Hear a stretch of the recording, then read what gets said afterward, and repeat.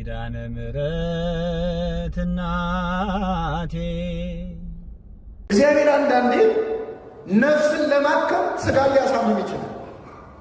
በስጋ ቀጥቶ በነፍስ ሊያክም ይችላል። መቼስ ምንም ጥሩ አገልጋይ ምንም ጥሩ መንፈሳዊ ብንሆን ትንሽ ኃጢአት አያጣንም አይደል? ትንሽ ድክመት አያጣንም። እሱን ለማራገፍ እግዚአብሔር በደዌ ሊፈትነን ይችላል፣ በመከራ ሊፈትነን ይችላል እና በአምጣነ ብዝኃ ጸጋው በጸጋው መብዛት መጠን እንደ ጸጋው ብዛት መጠን ያበዋል ነፍስ ውስጥ ሁሉ ጻይረ እንዳለ ነፍስን በልዩ ልዩ መከራ ውስጥ ይከታታል። ወያመጽ ደዌ በእንተ ጤና ለነፍስ ነፍስ ጤነኛ እንድትሆን በስጋ ላይ በሽታ ያመጣል ይላል። ስጋ ታሞ ነፍስ እንዲድን ማለት ነው። እኛ አሁን ነፍሳችን ይኮናል እንጂ እንደው በስጋ ምንም ባይነቃን ደስ ይለናል። አልገባንም ማለት ግን ምን ይላል ቅዱስ ጳውሎስ ደግሞ አንድን ከእናንተ መካከል ዝሙት እንዳለ ይወራል፣ የእናቱን የገዛ የአባቱን ሚስት ያገባ ሰው ሁሉ አለ ይላል ቆሮንቶስ መልእክት ላይ። እንዲህ አይነቱን ሰው ከእናንተ መካከል ትለዩት ዘንድ ፈርጄበታለሁ። ስጋው በእግዚአብሔር ፊት ትድን ዘንድ ለሰይጣን እንዲጣል አሳልፌ ሰጥቼዋለሁ ይላል። ስጋው በማን ፊት ትድን ዘንድ? እግዚአብሔር እንዲምረው ነፍሱን ይምረው ዘንድ በስጋው ፈርጄበታለሁ። በሌላ ቦታ ደግሞ ቅዱስ ጳውሎስ ስጋ ወደሙን ስለሚዳፈሩ ሰዎች ሲናገር ሳይዘጋጁ ሳይገባቸው የተቀበሉ ብዙዎች አሉ። እነዚህ ሰዎች መካከል የታመሙ የደከሙ ብዙ ሰዎች አሉ፣ አያሌዎችም አንቀላፍተዋል። ሳይገባቸው ቆርበው የተቀሰፉ የታመሙ የሞቱ አሉ፣ የደከሙ አሉ። ለምንድን ነው ይህን የሚያደርገው እግዚአብሔር? ቆርቦ ሊኮነን ነው ይሄ ሰው ካላችሁ ይህን የሚያደርገው ይላል ቅዱስ ጳውሎስ በዚያን ቀን በዕለተ ምጽአት ከዓለም ጋር እንዳንኮነን፣ እስቲ በሉ ከዓለም ጋር እንዳንኮነን በጌታ እንገሰጻለን። ከማን ጋር እንዳንኮነን? ቆርበው እንዳልቆረቡ እንዳንሆን፣ ቀድሰው እንዳላስቀደሱ እንዳልቀደሱ እንዳንሆን፣ መጽውተው እንዳልመጸወቱ እንዳንሆን እዚህ እንቀጣና እዚያ ምሕረት እናገኛለን። ከዓለም ጋር እንዳንኮነን ይላል። ስለዚህ እግዚአብሔር ከዓለም ጋር እንዳንኮነን ብሎ የሚያመጣብን ፈተና የሚያመጣብን መከራ ሊኖር ይችላል። ብዙ አይነት ፈተና በክርስቲያኖች ላይ ሊደርስ ይችላል እና ወንድማችን የታገሰውን መከራ የኢዮብ መከራ ያደርግለት። ኢዮብ መከራ ባይቀበል ኖሮ እኛ እናውቀዋለን ኢዮብ መሆኑን ራሱ አናውቀው። እንደ ባለጸግነቱ ቢኖር ኖሮ እዚህ መካከል ወንድማችን በማረፉ የሚያዝን ቤተሰብ ያለ የሚቆረቆር ወንድም ወዳጅ ያለ ሰው ካለ ኢዮብ ላይ ከወረደው መከራ አይበልጥም። ኢዮብ በአንድ ቀን ነው 10 ልጆች የሞቱት። ስንት ልጅ? 10 ልጅ። ወንድማችንን እኮ አስታማሚ ከቦት ፍቅሩን ገልጾለት ሁላችንም አቅማችን እንደፈቀደ አይዞ እግዚአብሔር ይማረ ብለነው ከበነው። እንደውም አቡነ ሽኖዳ የተባሉ አባት እንደ ወንድማችን እንደታመመው ያለ በሽታ እንደው ከበድ ያለ እንደሚገድል የሚያሳይ በሽታ ምን ይሉታል? የገነት በሽታ ይሉታል። የምን በሽታ? አዎ ሰው ከታመመ ከተጣላው የሚታረቅበት፣ ንስሐ የሚገባበት፣ ስጋ ወደሙ የሚቀበልበት ተዘጋጅቶ መሄድ የሚችልበት የገነት በሽታ ቀጥታ ወደ ገነት ለመግባት የተመቸ ነው ይላል። ኢዮብ ግን ልጆቹን ሳይሰናበታቸው ነው በአንድ ቀን የሞቱት 10 ልጆቹ። እድሜያቸው ይለያያል። ትልልቆች አሉ፣ ትንንሾች አሉ። እስቲ 10 ልጆች ሞተውብን አስቡት። ገና ሮጥ ያልጠገበ ሕፃንም አለበት ዛማ ደግሞ ትልቅ የወለዱማ ነው። ኢዮብ እንዴት ይሆን የሚሰቃየው? የአንዱን ልጁን አይን እንኳን የመክደን ዕድል አልተሰጠው ሳይሰናበት ሳያስታምም። እሱ ግን እግዚአብሔር ሰጠ፣ እግዚአብሔር ነሳ እና ወንድማችንን የሰጠን የወሰደውን ማን ነው? እግዚአብሔር። ይህን በልቡናችን ይጻፍብን። ስለዚህ በመከራውን ያየውን ስቃይ ሁሉ እግዚአብሔር በእውነት ለዋጋ ያድርግለት። እኛ አልም አላልም እግዚአብሔር ማድረጉ አይቀርም። ሌላው የመጨረሻ ነጥብ እንደው ማነሳው ቅዱስ ጳውሎስ ወደ ጸለየው ጸሎት ልመልሳችሁ። ጌታ ምሕረትን ያገኝ ዘንድ በዚያን ቀን ምሕረትን ይስጠው ይላል። በዚያን ቀን የሚለው በዕለተ ምጽአት። አሁን የእኛ ቤተክርስቲያን ሰው ሲሞት ከማልቀስ ከማዘን በተጨማሪ ጸሎተ ፍትሐት ታደርጋለች።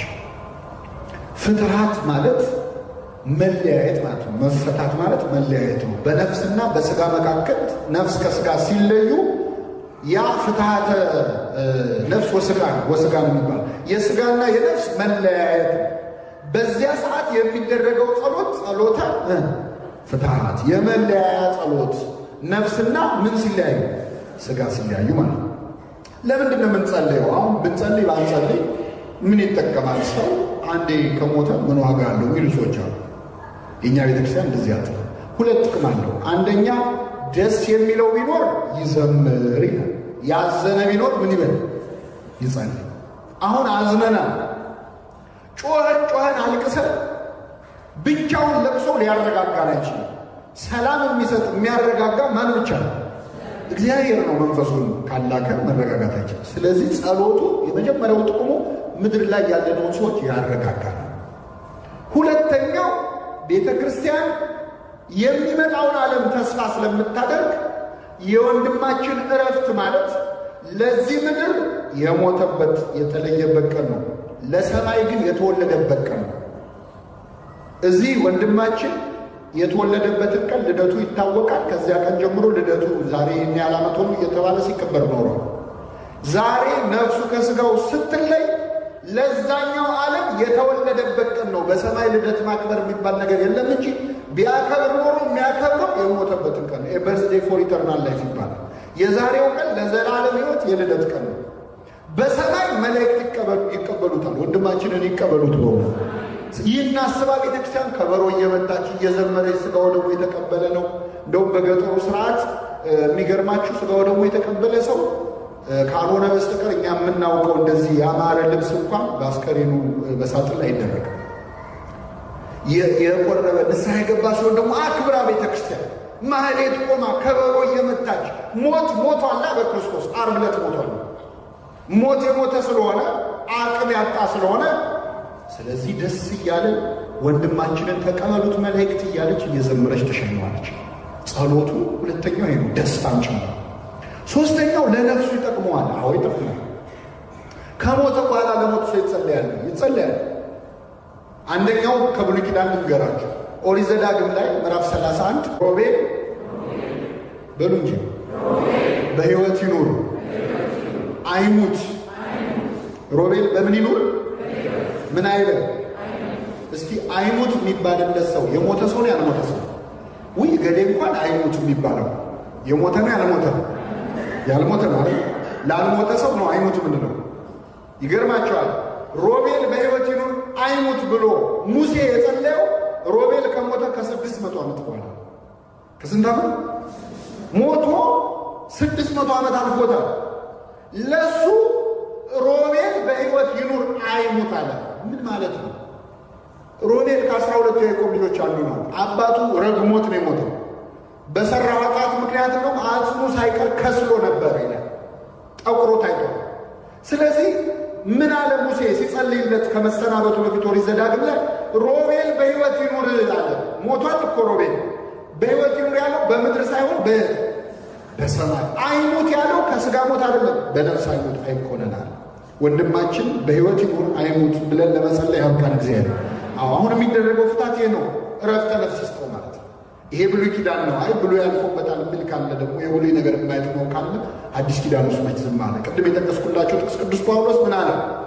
ሄኔሲፎሩ የተባለው ሰው አገልግሎኛል፣ በዚያን ቀን ምሕረት እንዲያገኝ ጌታ ይስጠው አለ። መቼ? በዕለተ ምጽአት ምሕረት እንዲያገኝ ጌታ ምን ይበለው? ይስጠው። አሁን ለሞቱ ወንድሞቻችን እህቶቻችን የምንጸልየው ኃጢአተኛም ቢሆኑ እንኳን ለወንድማችን ንስሐ ገብተው ቆርበው አገልግለው ከሞቱ ቀርቶ የፈለገ ኃጢአተኛ ቢሆን ሃይማኖቱን እስካልካደ በእግዚአብሔር እስካመነ ማተብ እስካሰረ ድረስ ቤተ ክርስቲያን የመጸለይ ግዴታ አለባት። የለባትም? አለባት። ለምን? ቤተ ክርስቲያን እዚህ ፍርድ መስጠታችን ይሄ ኃጢአተኛ ነው አይጸድቅም ለዚህ አልጸልይ ማለታችን። ግዝ ደቂቅ ሆነን የሚወስነው ማን ነው? ፍርድ ግን ገና አልተሰጠም። ሰው ሲሆን ከወረደ በኋላ ይወጣል ወይ? ይወጣል። ሐና ስትጸልይ ምን አለች? ልቤ በእግዚአብሔር ጸና፣ ቀንዴም በእግዚአብሔር ከፍ ከፍ አለ። በማዳንህ ደስ ብሎኛል። እግዚአብሔር ይገድላል፣ እግዚአብሔር ያድናል። እግዚአብሔር ወደ ሲኦል ያወርዳል፣ እግዚአብሔር ከሲኦልም ያወጣል። ሊወጣ ይችላል። አልተፈረደማ። ለምሳሌ አንድ ወንድማችን እዚህ ሀገር ቢታሰር የሆነ ወንጀል ተጠርጥሮ እስር ቤት ይገባል። እስር ቤት እየሄድን እንጠይቀዋለን አይደል? እየሰማችሁ ነው? አጠይቁትም? ጠበቃስ ይቆማል አይደል? ለዚያ ሰው ጠበቃ ቁመን እንከራከራለን። ፍርድ ቤት ከተፈረደበት በኋላ በቃ ተብሎ ይግባኝ የሌለው ፍርድ ከተፈረደ በኋላ ጠበቃ ይቆምለታል? በቃ ስንቅ ማቀበል ነው። ከዛ በኋላ ምንም ተስፋ የለው። እስኪፈረድበት ድረስ ግን ተስፋ አለው። ስለዚህ የተቻለንን እናደርጋለን። አንድ ሰው ነፍሱ ከስጋው ስትለይ እንደ ሥራው ወይ ወደ ሲኦል ወይ ወደ ገነት ምን ይላል? ይወርዳል። ፍርድ ተፈርዶበታል? አልተፈረደበትም? መልሱልኝ። መቼ ነው የሚፈረደው? ማን ሲመጣ? አሁን ግን እስር ቤት የገባው ለጊዜው። ስለዚህ የሚቻለንን ያህል ጥረት እናደርጋለን፣ እንጸልያለን፣ እናለቅሳለን። ማረው ማረው ማረው ትላለች ቤተክርስቲያን። መሐራ ጊዜው ለነፍሰ ገብርከ ኃይለ ጊዮርጊስ፣ የኃይለ ጊዮርጊስን የባሪያህን ነፍስ ማረው እያሉ አባቶቻችን በዜማ አልሰማችኋቸው? እባክህ ማራት ነፍሱ። አትተውም ቤተክርስቲያን በቀደሰች ቁጥር ዓመቱን እየጠበቀች 40ውን 80ውን የነፍሱን ጉዞ እየተከተለች ማለት ነው። ዛሬ ፍርድ ቤት ሊቀርብ ነው እየተባለ ሰው ይጸለይለት የለ? አደራ ስሙ ዳኛ ፊት ሊቀርብ ነው እያለ የነፍሱን ጉዞ እያሰበች ቤተክርስቲያን ለዚያ ሰው ትጸልያለች።